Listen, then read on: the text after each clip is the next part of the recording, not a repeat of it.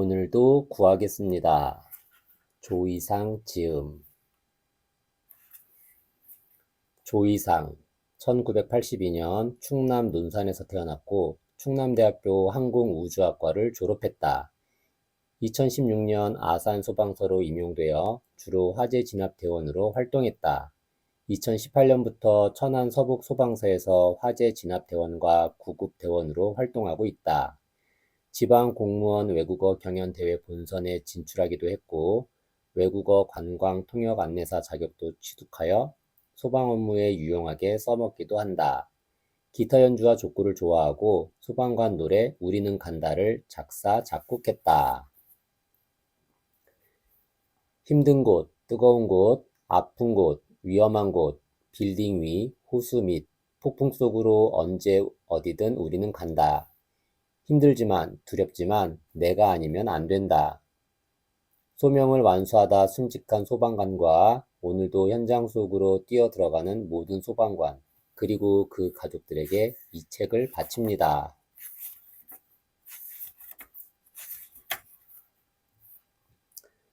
프롤로그.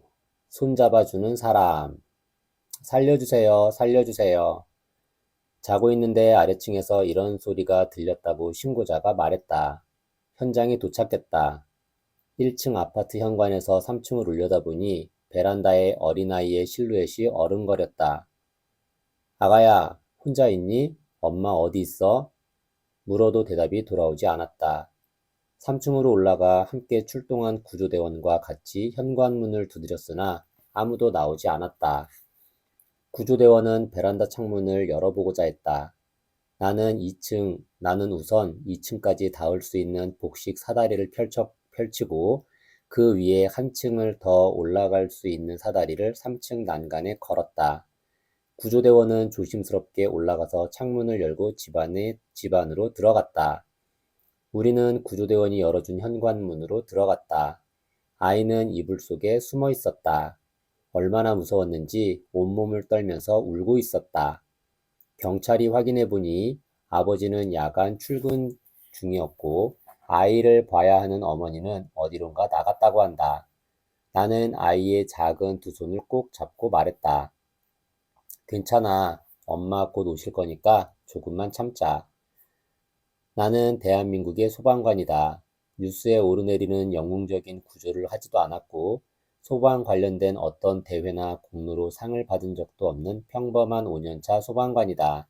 조금 남다른 것이 있다면 기록하는 습관이 있다는 것이다. 현장에서 소방활동을 하면서 틈날 때마다 내가 실수했거나 인상 깊었던 현장을 기록하고 의미를 찾았다. 소방관이 뭐 하는 직업이냐고 물으면 나는 대답한다. 손을 잡아주는 일이에요. 내가 소방관이 된 후 한 일은 도움의 손길을 필요로 하는 이들의 손을 잡아주는 것이었다. 그것이 전부였다. 이 책에는 손을 잡아주는 소방관들의 다양한 모습이 그려져 있다. 어떤 손은 너무 작았고, 어떤 손은 주름이 많았고, 어떤 손은 내밀 힘조차 없었다. 어떤 손은 더 꽉 잡아달라고 간절한 눈빛으로 말하기도 하였다. 하지만 어떤 손이든 일단 잡기만 하면 되었다. 실제로는 놓쳐버린 손이 더 많았으므로. 그 때문에 오랫동안 가슴 아파하기도 했지만 내가 지켜낸 생명들 덕분에 나는 이제껏 이 일을 하고 있다. 하지만 이웃의 생명과 재산을 지키려 사투를 벌이다가 자신의 목숨을 지켜내지 못한 소방관들도 많다. 우리의 재산과 생명을 지켜주는 것은 단지 소방관의 일만은 아니다. 이 책을 읽은 독자 여러분께서 소방관들의 노고를 다시 한번 떠올리고 혹시라도 이웃이 공경에 처했을 때 기꺼이 도움의 손길을 내밀어 줄 수 있다면 이 책을 냄비 받침대로 쓰셔도 무방하다. 책에 나오는 모든 내용은 사실이며 소방관의 이름은 대부분 가명이고 소방 용어는 친숙한 단어로 바꾸려고 노력했다.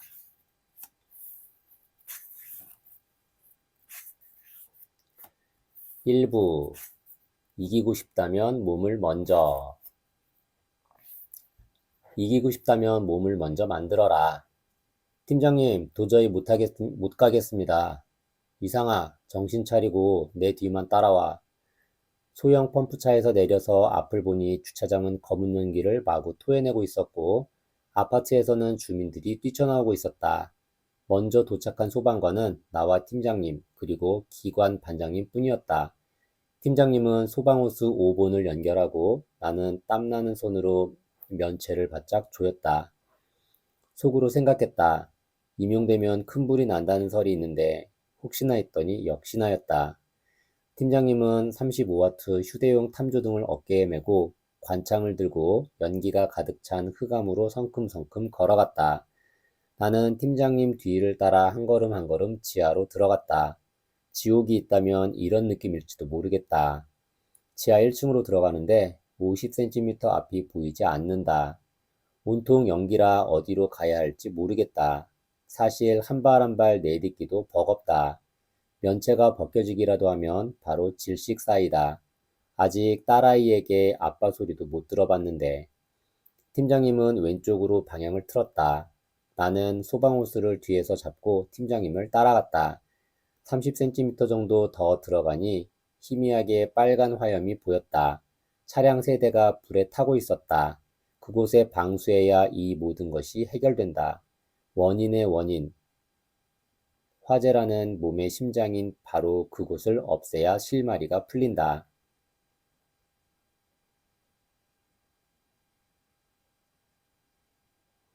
관창을 열었다.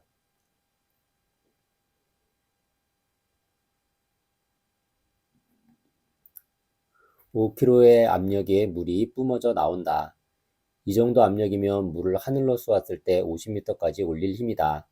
나는 팀장님이 최대한 힘을 안 들이고 방수할 수 있게 무거운 부분을 잡고 보조해줘야 한다. 팀장님은 한 대의 차를 먼저 제압하고 나에게 말했다. 창문 깨고 요 구조자 있는지 확인해. 팀장님은 처음부터 화재 진압 활동보다 요 구조자 유무를 머릿속에 생각하고 계셨던 것이다. 만능도끼로 차 창문을 깼으나 다행히도 자살 기도자도 잠을 자고 있는 사람도 없었다. 5분쯤 지났을까? 차 3대의 불을 어느 정도 잡았고 요 구조자도 없는 것을 확인했다. 너무 힘들었다. 어제부터 지속된 감기 기운 때문일까? 가만히 서 있지도 못할 정도로 몸이 피곤했다. 팀장님께 말했다. 후착대가 왔을 겁니다. 팀장님, 힘드신 것 같은데 교대하러 가시죠. 조금만 더 있다가 가자. 잔불도 다 없애고 가야지. 5년 있으면 퇴직하실 분이 체력도 좋다. 잔불을 꼼꼼히 제거했다. 내가 보기에는 화염이 없는데 방수, 또 방수다. 랜턴 불빛이 비쳤다. 후착대 한 팀이 소방호스를 들고 들어왔다. 팀장님, 저희가 하겠습니다. 조금 쉬시죠. 팀장님과 천천히 소방호스를 잡고 밖으로 나갔다. 면체를 벗었다. 거친 숨을 몰아쉬고 있을 때 팀장님이 말씀하셨다. 내가 쓰러지면 나를 업고 탈출해야 하는데 네가 먼저 쓰러지겠구나. 오늘 컨디션이 안 좋습니다. 그런데 아까 갈림길에서 왼쪽 방향인지 어떻게 하셨습니까? 손과 얼굴로 열이 나오는 것을 느끼는 거지.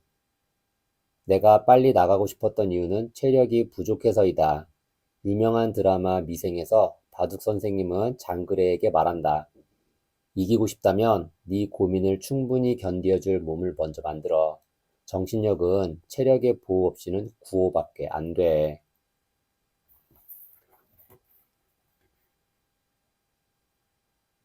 소방 현장 활동에는 각자의 몫이 있다. 그 몫을 제대로 수행하려면 우선 체력이 있어야 한다.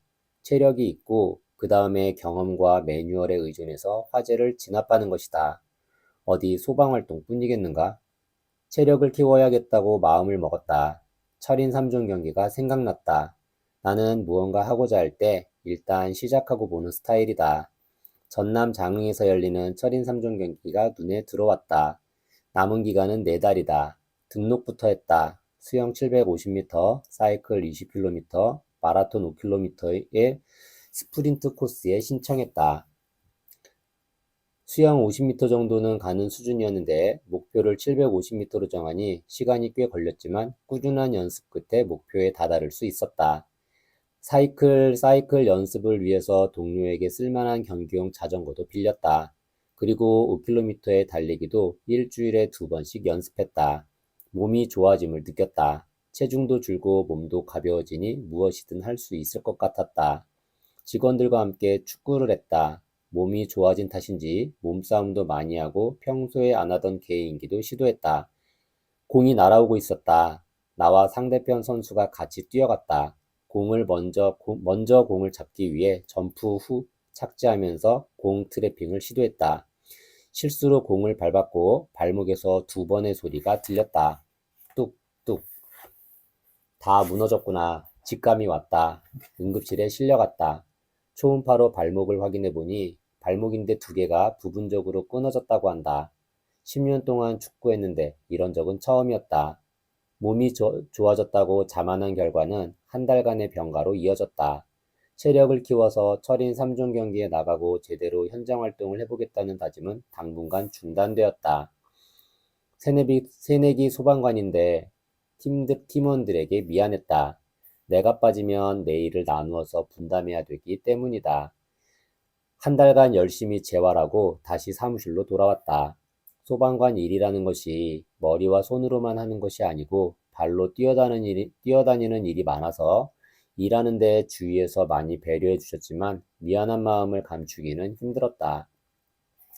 하지만 한 달 시간이 흐를수록 발목에 힘이 붙었고 인대가 파열되고 2달 만에 가벼운 러닝 정도는 할 수 있게 되었다. 가볍게 달리기를 하는 중이었다. 통증이 거의 없었다. 조금 더 멀리 갈 수 있을 것 같아서 더 뛰었다. 마침 지하철장 화재가 났던 아파트 앞을 지나게 되었다. 화재가 난 지 3개월쯤 지났는데도 아직 화재의 흔적이 많이 남아 있었다. 주차장에 가득했던 죄는 거의 없어졌으나 페인트를 다시 칠하지 않아 흔적이 부분 보였다. 끊어진 나의 인대도 불이 난 지하철장도 조금씩 자국이 남는구나. 하지만 분명한 것은 파열된 인대의 흔적도 화마의 흔적도 점점 지워지고 있다는 것이다. 다시 쌓아 올리면 된다. 철인 3종 경기도 다시 도전하고 어떤 불에도 무너지지 않는 체력을 만들어 보이리라. 장애물을 넘고 넘어. 자정이 지난 새벽 1시, 고요하다. 모두가 다 잠들어 있을 때, 긴장이 풀어졌을 때, 출동벨은 예고 없이 울린다. 시내 노래방 화재이다. 긴급한 화재라고 판단한 오반장님은 출동 지령서 넉 장을 뽑으라고 했다. 소형 펌프차, 중형 펌프차, 화학차, 고가 사다리차. 프린터 설정해서 매수를 4장이라고 누르고 뽑았으면 되는데 긴장한 탓인지 실수로 한 장 한 장 뽑았다. 그래서 총 4장의 지령을 뽑는데 30초나 걸렸다. 선착 대장님의 급한 목소리가 나를 재촉한다. 빨리 안 와? 나는 선착대 소방펌프차 기관원이다. 기관원은 소방차를 운전하는 소방관이다. 작지만 기동성이 좋은 소형 펌프차이기 때문에 나는 가장 빨리 움직여야 한다.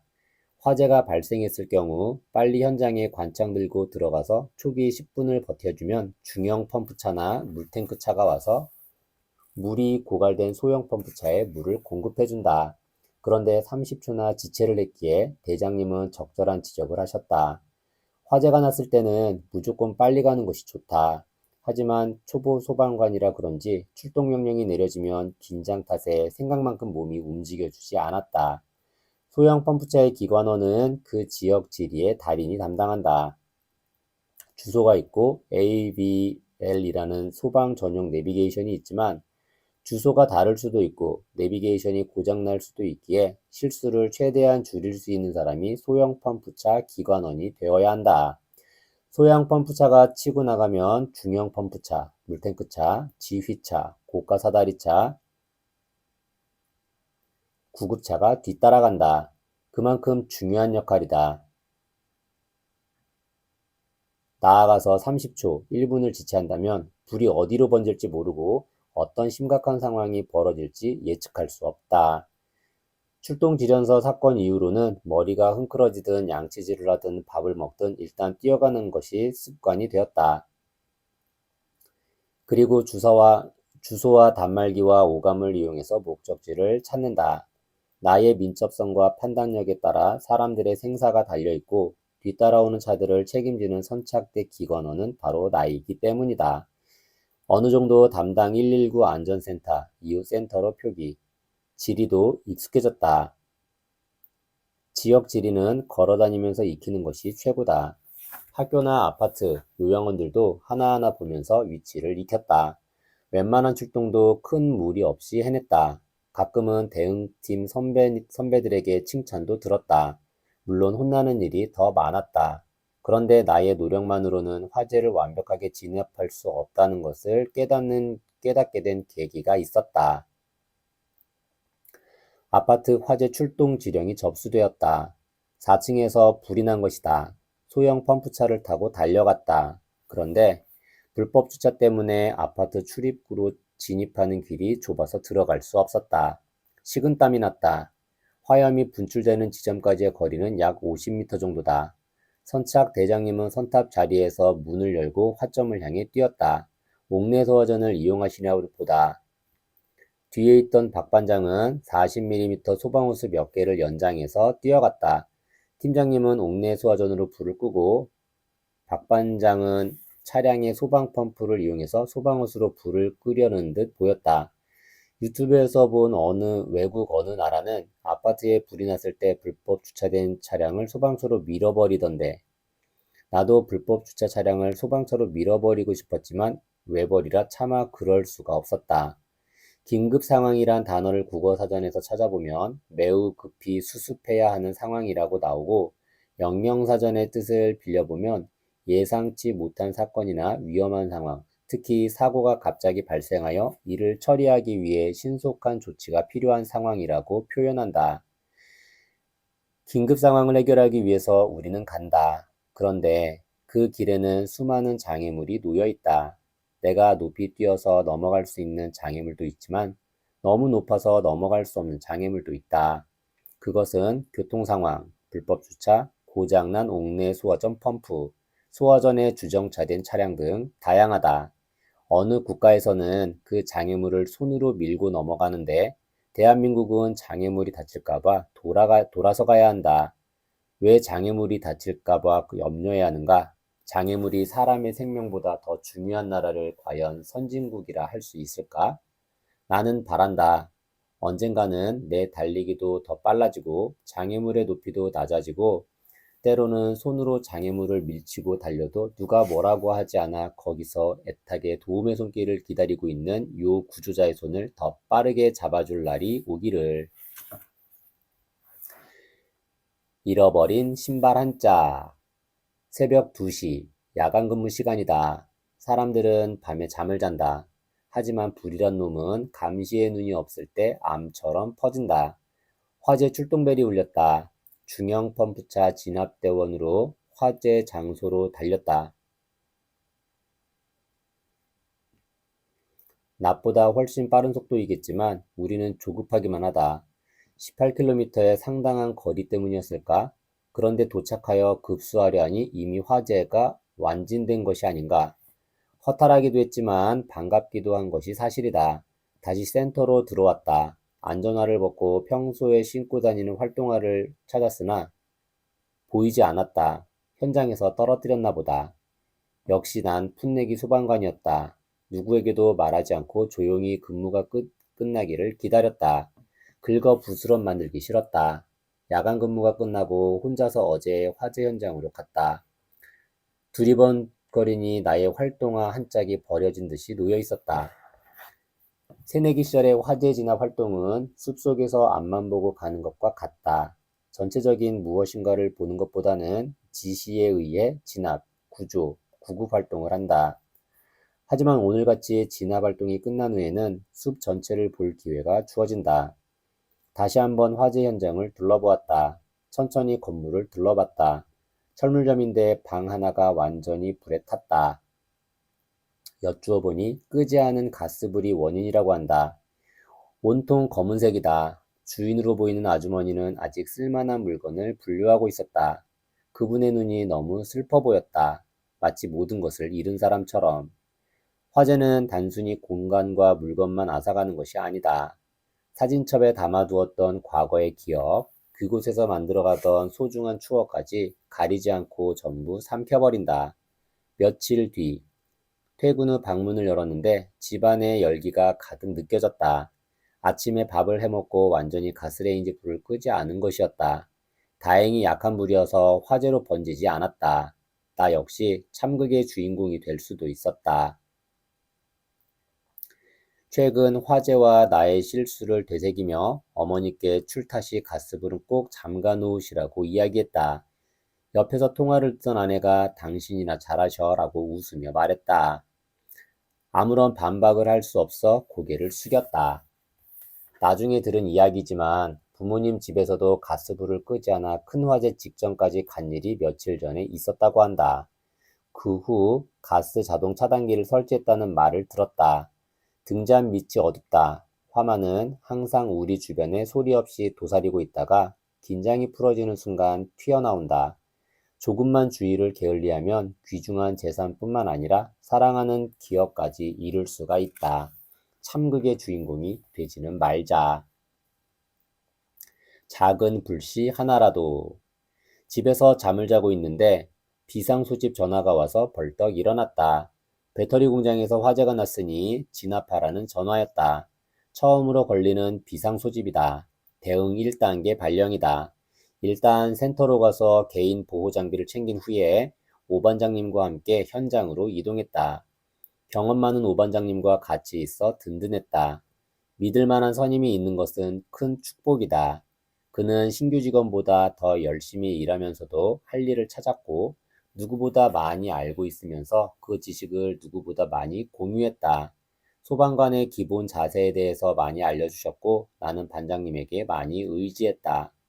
현장에 가보니 큰 건물이었다. 화재가 난 건물의 총 면적은 4,000제곱미터라고 한다. 축구장 길이가 보통 100m, 너비가 60m 정도니 총 면적은 6,000제곱미터이다. 축구장과 얼추 비슷한 면적이었다. 아산소방서의 모든 소방관이 모여 있었다. 선착대가 현장에 도착했을 때 이미 최선기에 들어섰다면 감당하기는 어려웠을 듯 보인다.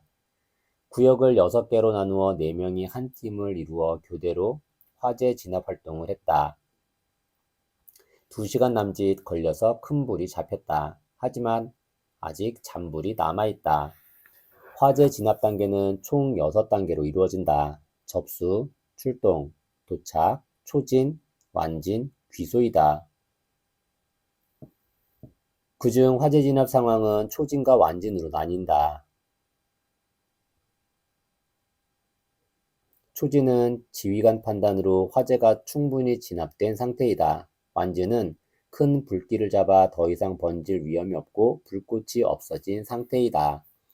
2020년 2월부터는 초진과 완진 사이에 잔불 정리 단계가 추가되었고 또한 귀소 후 잔불 감시가 추가되었다. 이렇게 함으로써 재발의 염려를 더욱 줄이고자 매뉴얼을 개정해 가고 있다.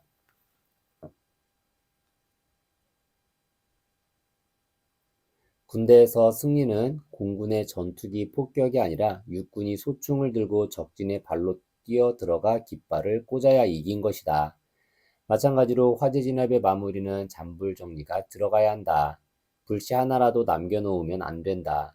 실제로 잔불이 되살아나서 출동하는 경우도 종종 있다.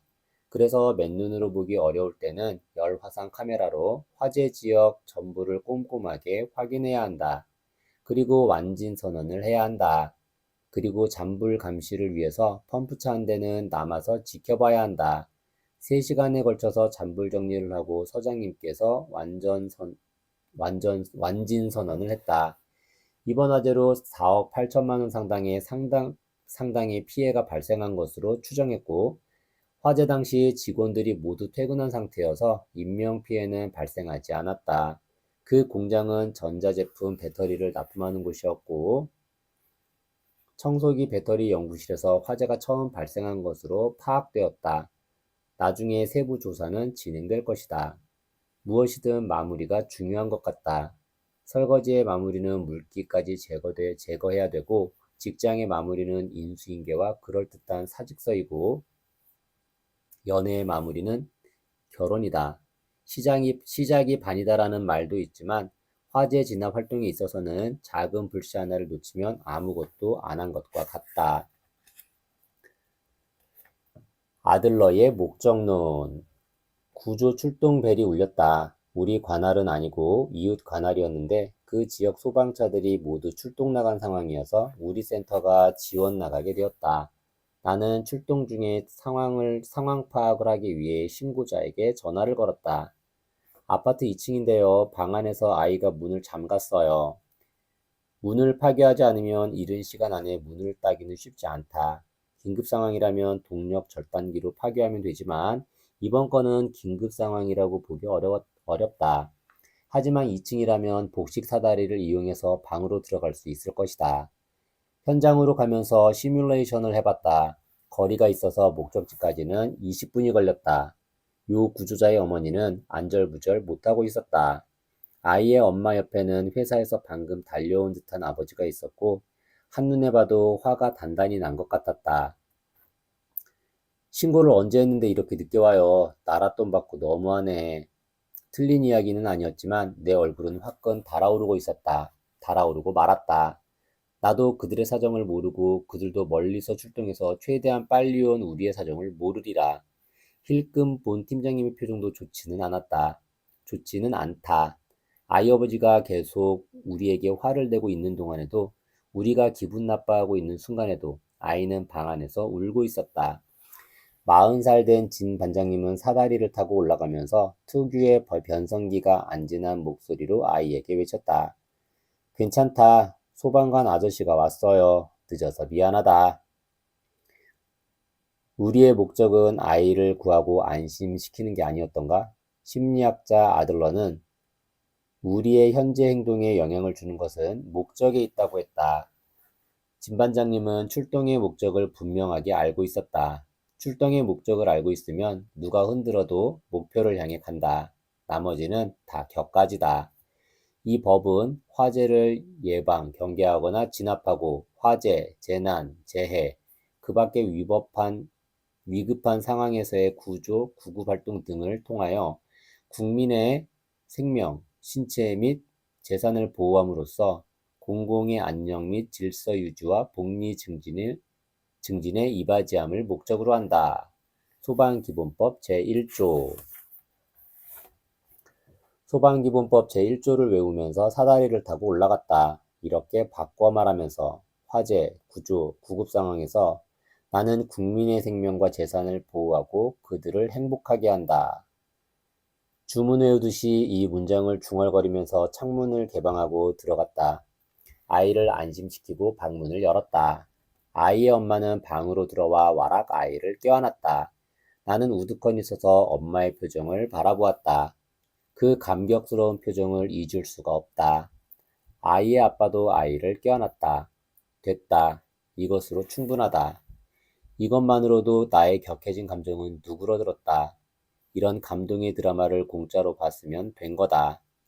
아이의 엄마는 고맙다고 2번, 3번 고개를 숙여 감사를 표했다. 아이의 아빠도 멋쩍어하며 고맙다고 말했다. 나는 아이의 부모를 향해 큰일이 없어서 다행이라고 말씀드렸다. 아들러 할아버지 고마워요. 소방의 목적만 생각하면서 누가 옆에서 말로 쿡쿡 꾹꾹 찔러도 흔들리지 않을게요. 이렇게 다짐해도 흔들리지 않기는 쉽지 않았다. 그 후 또 한 번의 강력한 시험이 있었고 그 이후로 완전히 나는 앞만 보고 가게 되었다. 진급하고 쌍용 119 안전센터로 온 지 1년 후 구급기관원으로 보직이 바뀌었다. 쌍용 119 안전센터는 환자 이송 건수가 충남에서 가장 많은 센터였다. 어느 날 구급출동 신고가 들어왔다. 팔골절 환자였다. 찍힌 주소는 대학병원 근처였다. 현장에 도착해서 보니 부부가 있었다. 타 지역에서 와서 병원 응급실을 못 찾는 것이었다. 내가 말실수를 하고 말았다. 100m만 내려가면 바로 응급실이 있어요. 남편의 표정이 좋지 않았다. 그의 심기를 건드린 모양이다. 2명의 구급대원이 환자를 구급차로 이동시키는 것을 나는 그저 지켜보고만 있었다. 그러자 갑자기 남편이 내 손을 낚아채더니 자신의 아내를 부축해하면서 말했다. 좀 적극적으로 하란 말이에요. 얼굴이 후끈 달아올랐다. 한마디 하고 싶었지만 꾹 참았다. 틀린 말은 아니었기 때문이다. 급하게 환자를 근처 대학병원 응급실로 이송했다. 복귀하면서 시무룩해진 나를 보고 우반장이 말했다. 반장님, 이 정도는 아무것도 아니에요. 어떤 사람은 술에 취해서 구급대원을 때리고 어떤 사람은 5분 안에 출동을 안 했다며 윽박 지르는 사람도 있어요. 몇 번 겪다 보면 그냥 무덤덤해져요. 냉수적으로 변한다고나 할까요? 감정이란 생명에게 주어지는 축복이다. 동물이든 사람이든 기쁘면 웃음이 나오고 기분이 안 좋으면 표정이 어두워진다. 소방관은 그런 감정을 넘어서서 목적을 먼저 생각해야 한다. 그 이후로 많은 현장 활동에서 몇 번의 마찰이 더 있었지만 그다지 기분이 상하지 않았다. 잘못한 것은 미안하다고 하면 되고 억지를 부리면 무시하면 되고 혹 폭행을 하면 혹 폭행을 하려 하면 웨어러블 캠을 작동시키면 되는 것이다. 현장이 나에게 가르쳐준 첫 번째 가르침은 목적만 생각하자이다.